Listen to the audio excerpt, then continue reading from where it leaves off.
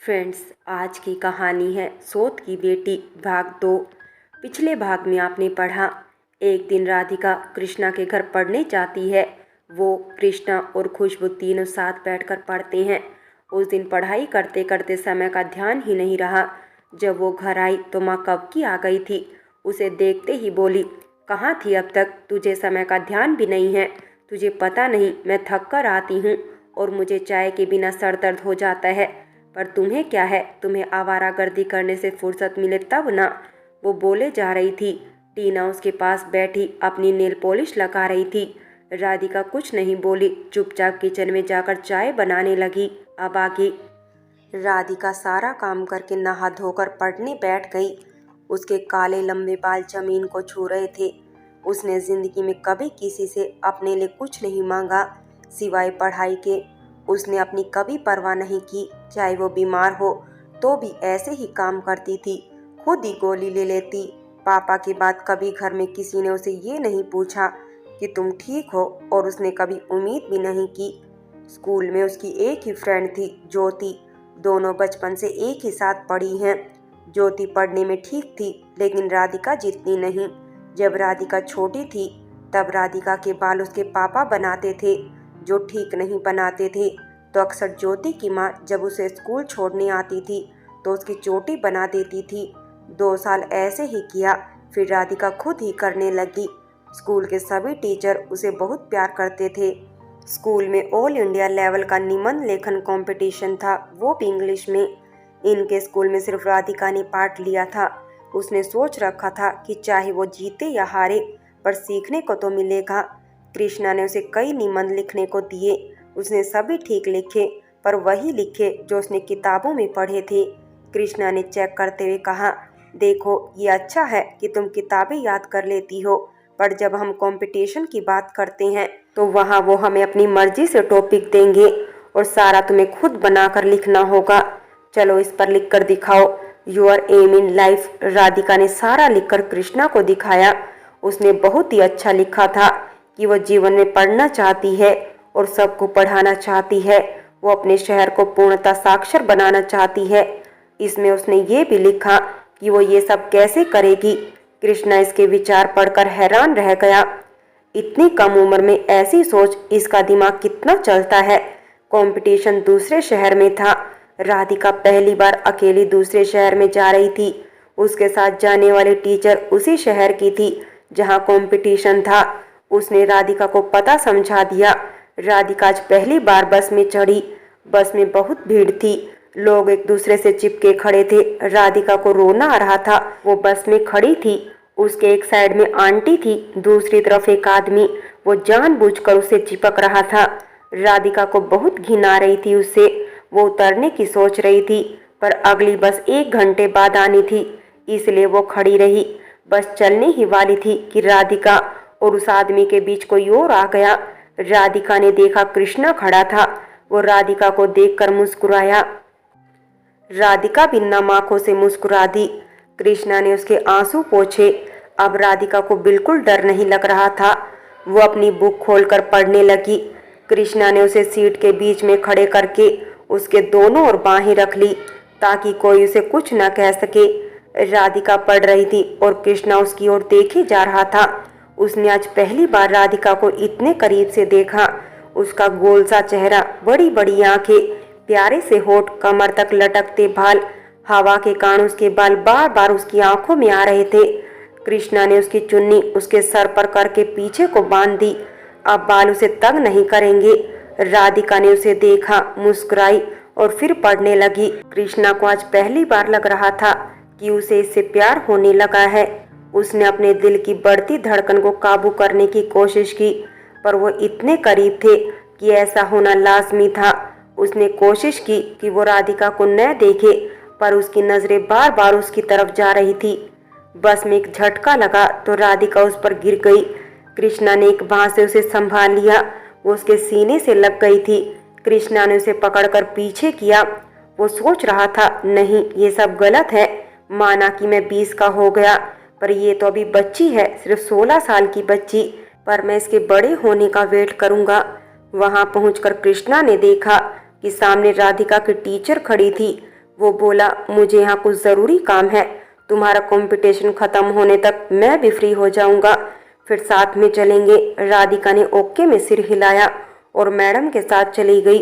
उसे कंपटीशन में निबंध आया, life in your eyes. Radhika ने खूब अच्छी तरह से लाइफ को डिटेल में समझाया। उसने लिखा, जिंदगी सबकी अलग अलग होती है, कोई किसी तरह बिताता है, कोई किसी तरह। मेरे लिए जिंदगी पढ़ाई के सिवा कुछ नहीं है। बाकी उसने वही लिखा जो कृष्णा के दिए निबंध में लिखा था।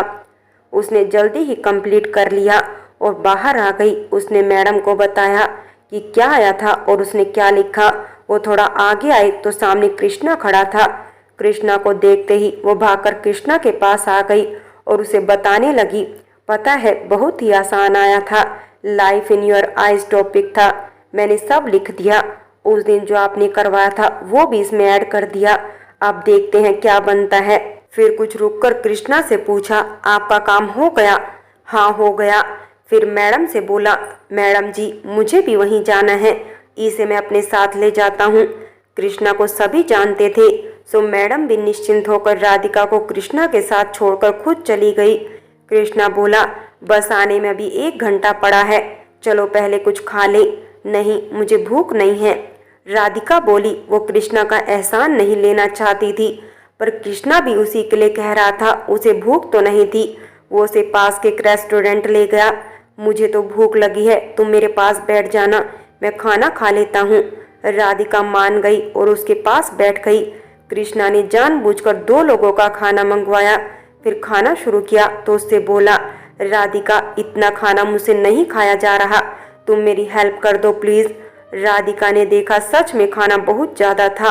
आपने इतना मंगवाया क्यों?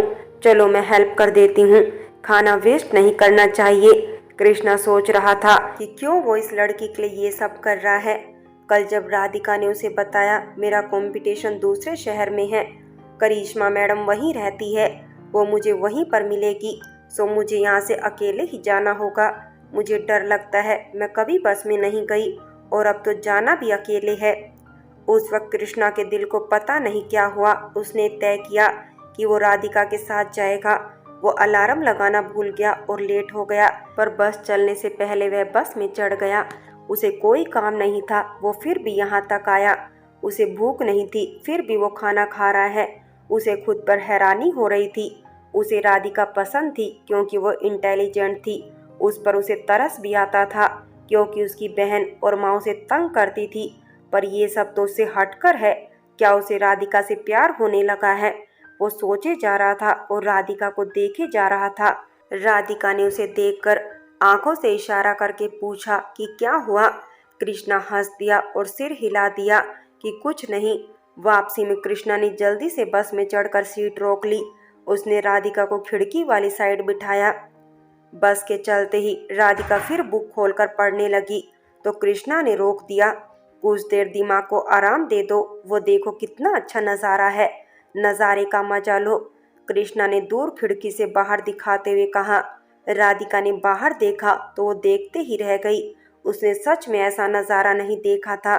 दूर दूर तक हरे हरे खेत, बड़े बड़े पहाड़ नजर आ रहे थे। राधिका खुश हो गई। कृष्णा उसे देखकर खुश हो रहा था। राधिका देखते ही देखते सो गई। शहर आने पर कृष्णा ने उसे जगाया। उसने टीना को पहले ही बता दिया था और उसका खाना भी बनाकर रख दिया था, सो वो पढ़ने के लिए कृष्णा के घर चली गई।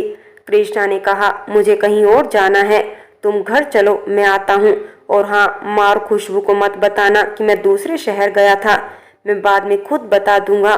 कहकर वो आगे निकल जाता है। राधिका कृष्णा के घर आकर कमरे में पढ़ने बैठ जाती है। वो बहुत मन लगाकर पढ़ती है। उसे कृष्णा से किया गया वादा जो पूरा करना था। जब कृष्णा वापस आता है तो देखता है कि राधिका कुर्सी पर बैठी है और उसने सर टेबल पर रखा है। उसकी लंबी चोटी धरती को छू रही थी। जब वो वापस आया उसने देखा वो सो रही है। वो धीरे से उसके पास आया और बुक बंद करके फिर बाहर से दरवाज़ा बंद करके चला जाता है। राधिका जब जागी तो 5 बज गए होते हैं।